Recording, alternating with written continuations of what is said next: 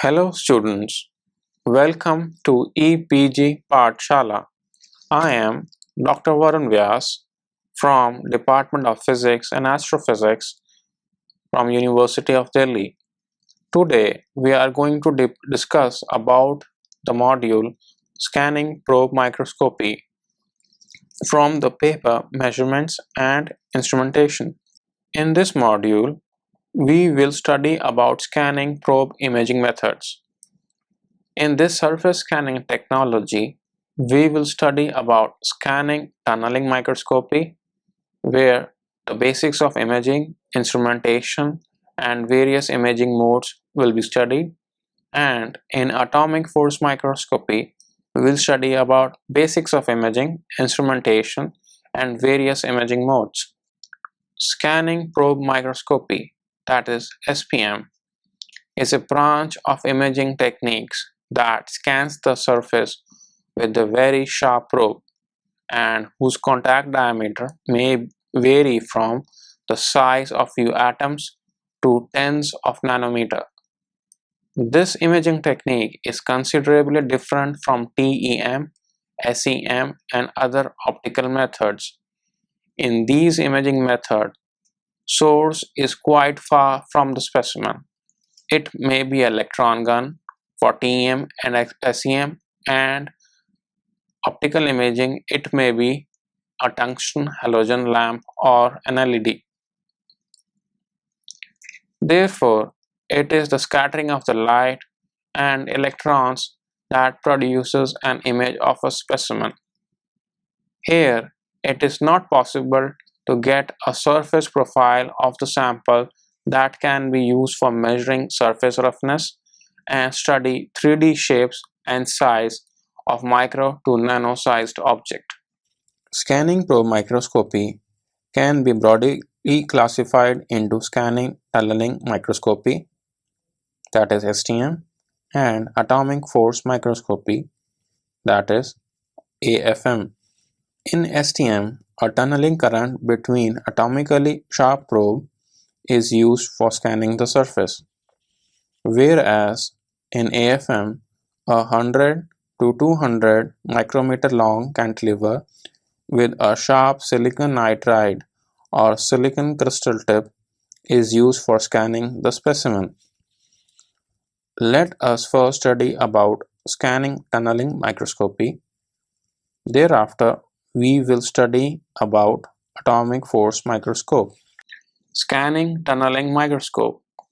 The scanning tunneling microscope was developed in early 1980s at IBM Research Laboratory in Switzerland. The microscope was developed by Benning and Roher, for which they were awarded a Nobel Prize in Physics in 1986. STM consists of small, sharp conductive tip that scans across the sample of interest.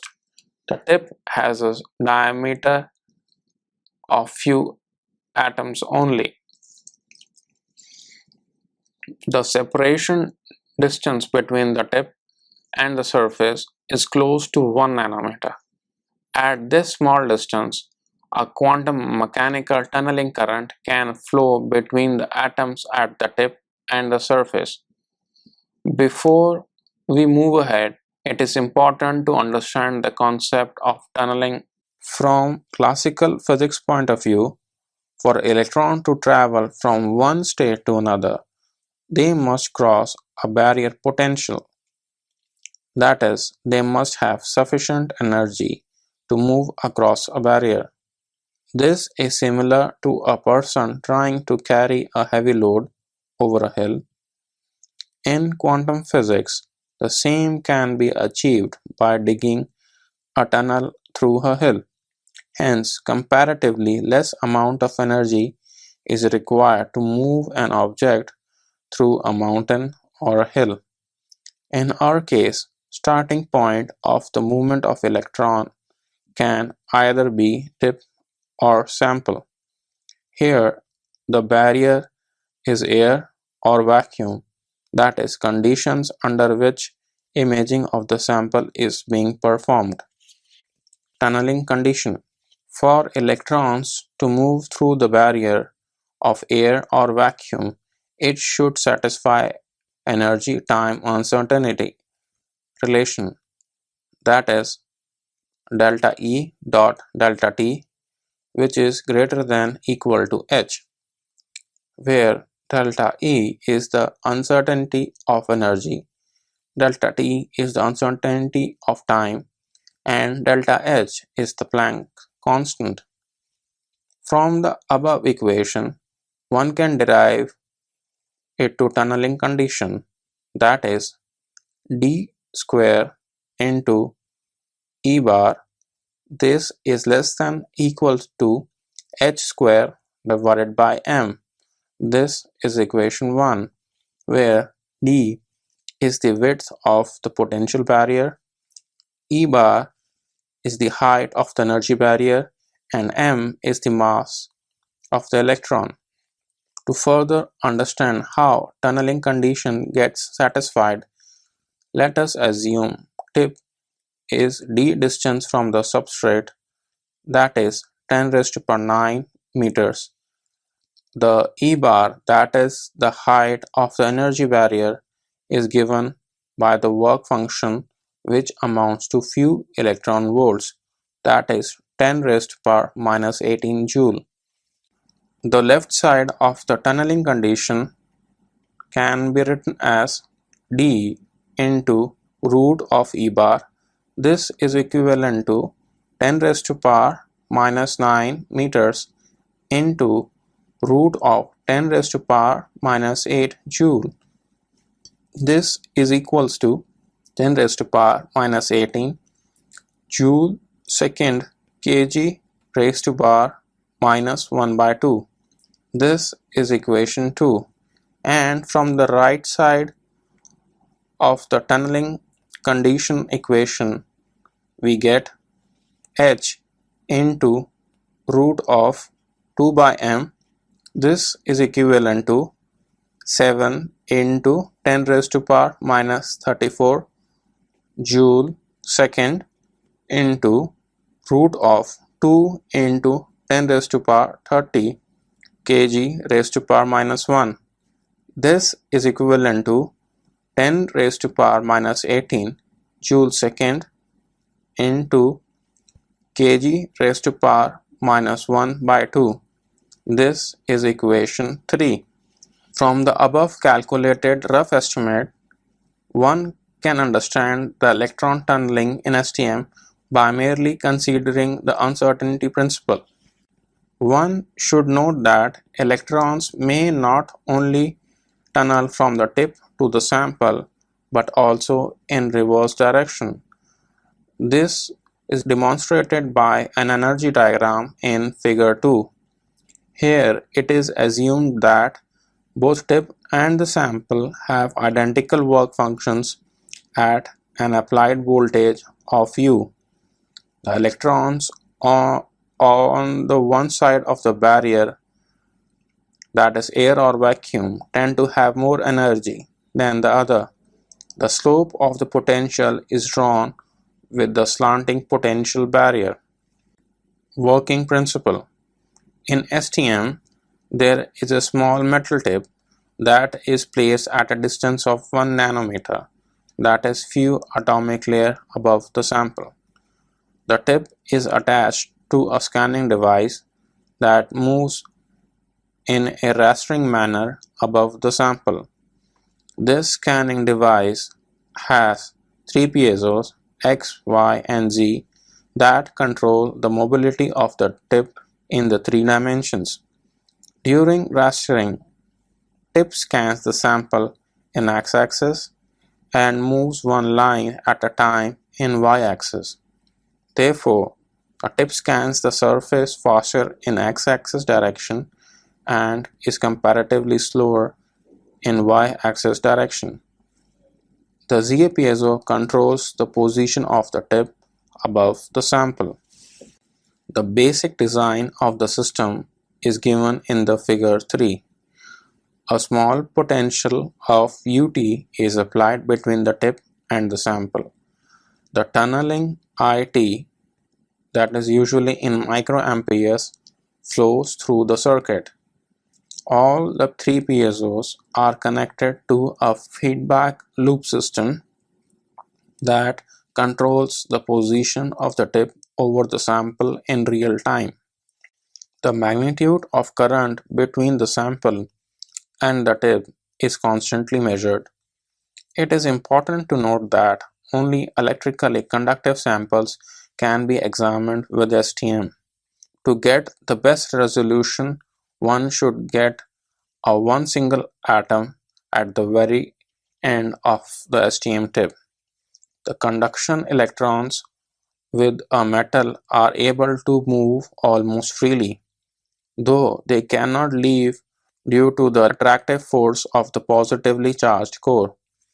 For electrons to leave the sample, work must be done, which is known as work function phi. Quantum physics allows us to estimate this movement of electron between the sample and the tip. The tunneling current depends upon the distance between the tip and the sample, and this is given by IT is equals to C1 into UT into exponent raised to minus C2 into root of phi into D. This is equation 4. The tunneling current decreases exponentially with increase in distance. The constant C1 is dependent on the electron densities at the tip and on the sample. The exponent contains the another constant C2 and phi is the work function of the metal. If the tip and the sample have different work functions, then the mean value is used here. Typically, working parameters are IT is equals to 10 raised to power minus 9, UT is equals to 100 millivolt, phi is equals to 5 electron volt, and D is equals to 10 raised to power minus 9 meter. Two operation modes. STM can be operated in two different modes. First is scanning at constant height, that is, the tip is probing the surface in a straight line and at the same time tunneling current is recorded. Second is scanning in constant current mode, that is, tip probes the surface in a way that it keeps the tunneling current is kept constant. The change in tip height gets recorded here. In easy scanning, constant current mode is used. For imaging in constant height mode, the controller should be adjusted to move slower so that it is able to follow any gradual changes due to thermal expansion effects. Atomic force microscope, that is AFM. An atomic force microscope is a highly versatile instrument that was developed in 1986 by Benning, Quate, and Gerber. It was an attempt to develop a technique that can be used for measuring non-conducting samples with atomic resolution. Earlier, with STM, only conductive samples could be examined, but with development of AFM, polymers and other biological non-conductive specimens could be imaged with high resolution. As the name implies, this technique is dependent on the intermolecular forces, that is, van der Waals, electrostatic, etc., between the tip and the sample. Here, AFM probe is on a non-conducting stage and there is no flow of current between the tip and the specimen. Operating principle and the instrument design. Various components of AFM are shown in figure 5. The main difference in operation of AFM as compared to STM are a cantilever of known force constant with silicon nitride or silicon crystal tip is used for scanning the sample instead of a sharp metal tip. A tip has a nominal diameter of 10 to 40 nanometer. B. XYZ piezo's can be mounted either on the cantilever stage or sampled stage, whereas for STM, piezos are preferred to be mounted to a metallic tip holder. C. The motion of the cantilever is detected by deflection of a laser from the backside of the cantilever. The movement of the reflected laser is detected by a photodiode, and the net difference in the signal from the four quadrants of a photodiode is used to develop an image of the scanned sample. Probe. An AFM probe is micro-machined cantilever that has sharp tip at its one end, which is brought into interaction with the sample surface. Each probe has different specifications and shape. The cantilever can be a V-shaped cantilever or rectangular, providing a low mechanical resistance to vertical deflections and high resistance to lateral torsion. Cantilevers typically range from 100 to 200 microns in length to 10 to 40 microns in width and 0.3 to 2 microns in thickness.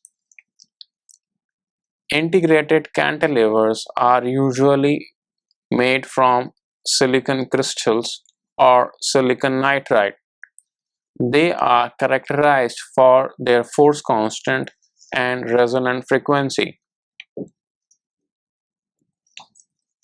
The probe of the appropriate specification should be selected while studying the sample. Additionally, an optical detection system and electronics for the management of the scanning procedures and data acquisition are necessary. Beam deflection detection. To detect the displacement of the cantilever, a laser is reflected off the back of the cantilever and is collected in a photodiode. The diode is divided into four parts as seen in figure 5. When laser is displaced vertically along the positions top A1 to A2 and bottom B1, B2, there exists a bending due to topography that can be written as vertical deflection is equal to A1 plus A2 minus B1 plus B2, whereas horizontal deflection that produces a torsion due to friction, that is a lateral force, when cantilever moves across the surface, can be defined as horizontal deflection is equals to A1 plus B1 minus A2 plus B2. Mode of operations. The two most common mode of operations are contact mode and tapping mode. Figure 6 illustrates the mechanism of action of the cantilever during the two imaging modes. Contact mode. In so-called contact mode, tip makes a soft physical contact with the surface of the sample. The deflection of the cantilever dx is proportional to the force acting between the tip via Hooke's law, that is, F is equals to minus K into X, where K is the spring constant of the cantilever. Here, tip either scans the sample at a constant small height above the surface or under the conditions of a constant force. In the constant height mode, the height of the tip is fixed, and in the constant force mode, the deflection of the cantilever is fixed. The motion of the scanner in z direction is recorded, that gives 3D profile of the surface. With contact mode AFM, even atomic resolution images can be obtained. For contact mode AFM imaging, cantilever should be soft, that is low force constant less than 10 Newton meter, enough to be deflected by very small force, and should have high enough resonant frequency to not to be susceptible to vibrational instabilities. Silicon nitride tips are used for contact mode. In these tips, there are 4 cantilevers with different geometries resulting in 4 different spring constants. Tapping mode or intermittent contact mode. The force measured by AFM can be classified into long-range forces and short-range forces. The first class dominates when sample is scanned at large distances from the surface, and short-range forces can be van der Waals force and the capillary force due to the layer of water often present in an ambient environment. When the scanning in contact mode, the surface, the short-range forces are very important, in particular the quantum mechanical force, that is Pauli's exclusion principle forces. In tapping mode, AFM cantilever oscillates close to its resonance frequency. An electronic feedback loop ensures the oscillation amplitude of the cantilever remains constant, such that a constant tip-sample interaction is maintained during the scanning. Forces that act between the tip and the sample will not only cause a change in the oscillation amplitude, but also change in the resonant frequency and the phase of the cantilever. The amplitude is used for the feedback, and the vertical adjustment of the piezo scanners are recorded as height image. Simultaneously, the phase changes are represented in the phase image, that is topography. The advantages of tapping mode are the elimination of a large part of permanent shearing forces and the cause of less damage to the sample surface, even with stiffer probes. Different components of the sample, which exhibit difference as the adhesive and mechanical properties, will show a phase contrast and therefore even allow a compositional analysis. For a good phase contrast, larger tip forces are of advantage, whereas minimization of this force reduces the contact area and facilitates high resolution imaging. So, in applications, it is necessary to choose the cantilever of appropriate force constant. For tapping, force constant of cantilever generally greater than 20 to 40 Newton per meter, silicon probes are used primarily for tapping mode applications. So students, let us summarize what we have learned in this module. In this module, we studied about 2 kinds of scanning probe imaging techniques. First, we studied about scanning tunneling microscopy, where we briefly discussed about the phenomena of tunneling. Thereafter, we studied about 2 imaging modes. One is constant height mode and another is constant current mode. Second technique we studied is atomic force microscopy, where we studied about the basic design of the instrument along with 2 kinds of imaging mode, contact mode and tapping mode.